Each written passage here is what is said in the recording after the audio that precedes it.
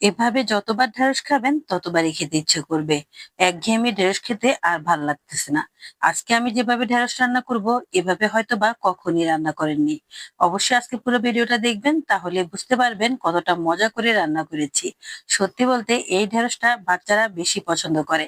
অনেক বাচ্চারা তো ঢেঁড়স খেতেই চায় না, কিন্তু আমার মতো এভাবে রান্না করলে তারা না খেয়ে যাবে কই, মজা করে করে খাবে। ভাতের সাথে খাওয়ার টাইমে পাবে না, তার আগে শেষ হয়ে যাবে। আসসালামু আলাইকুম, কেমন আছেন সবাই? আশা করি ভালো আছেন। আলহামদুলিল্লাহ, আমিও ভালো আছি। প্রথমে ঢেঁড়সগুলোকে নিয়ে নিলাম, তারপর ভালো করে ধুয়ে পরিষ্কার করে নিলাম।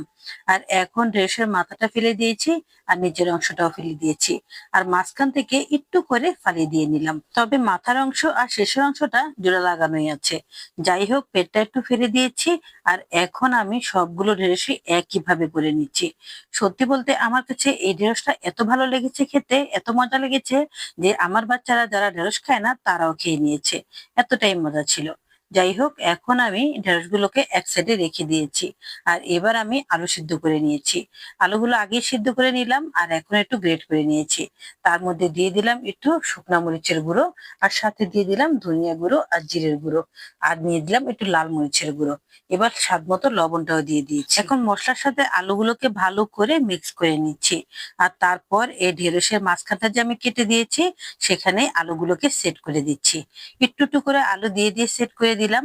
আর একটু উঁচু উঁচু করে দিয়েছি, তাহলে খেতে অনেক ভালো লাগবে। এই ঢেঁড়সটা খেতে এত ভালো লাগে যে আপনি একদিকে বানাবেন আর আরেকদিকে শেষ হয়ে যাবে। বিশেষ করে বাচ্চাদের খুবই প্রিয়, তারা একটা একটা করে হাতে নিয়ে খেয়ে ফেলে।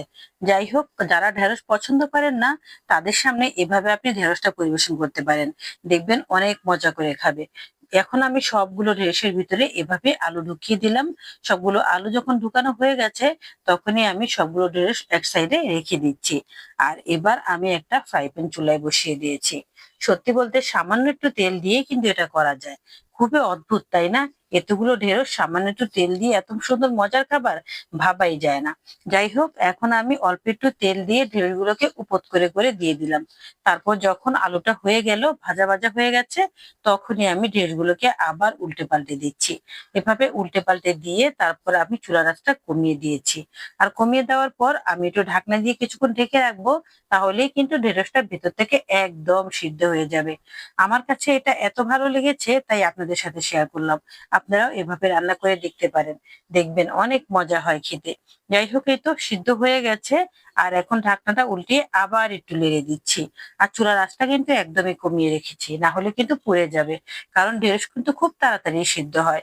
আর একটু কাঁচা থাকতে ঢেঁড়সটা তুলে ফেললে সবচেয়ে বেশি ভালো হয়।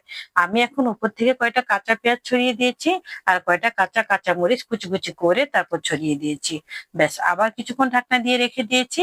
এতে করে পেঁয়াজটাও সিদ্ধ হয়ে গেছে। আজকালকার সময় বাচ্চারা অনেক খাবারই খেতে চায় না, তাদেরকে খাওয়ানোর জন্য অনেক রকমের ফন্দি আঁটতে হয়। আমরা মারা যদি এগুলো না করি তাহলে আমাদের বাচ্চারা এগুলো না খেয়ে থাকবে। এই জন্যই আমি আসলে এই পদ্ধতিটা বেছে নিয়েছি, কারণ আমার বাচ্চারা এভাবে ঢেঁড়স খেতে খুব পছন্দ করে। যাই হোক, এমনিতে যদি আমি ঢেঁড়স ভাজি করে দিই তারা কিন্তু একদমই খেতে চায় না। এবার আমি সবগুলো ঢেঁড়স একটা প্লেটে বেড়ে নিয়েছি। এবার বলেন তো কেমন হয়েছে? কি সুন্দর হয়েছে, মাশাআল্লাহ, দেখতে কিন্তু অনেক ভালো হয়েছে। খুব লোভনীয় হয়েছে, খেতেও কিন্তু খুব মজা হয়েছে। এটা আপনি যদি এটা না বানান তাহলে কিছুতে আপনাকে বোঝাতে পারবো না এটা কতটা মজা হয়েছে। জীবনে অনেক রকমের ঢেঁড়স খেয়েছি, তবে আমার কাছে ঢেঁড়স রান্নার মধ্যে এই রান্নাটাই সবচেয়ে বেস্ট। এটাই আমার মনে হয়েছে। একবার না তৈরি করলে এটা বুঝতেই পারবেন না। এই তো আমি একটা ধরে দেখাচ্ছি। দেখেন কতটা সুন্দরভাবে সিদ্ধ হয়ে গেছে। আর ভিতরটা আলুটাও কত সুন্দরভাবে ছেদ হয়ে আছে। খেতে যে এত মজা হয়েছে কি বলবো আসলে। এভাবে বাচ্চাদের সামনে দিলে বাচ্চারা শুধু শুধুই খেয়ে ফেলবে।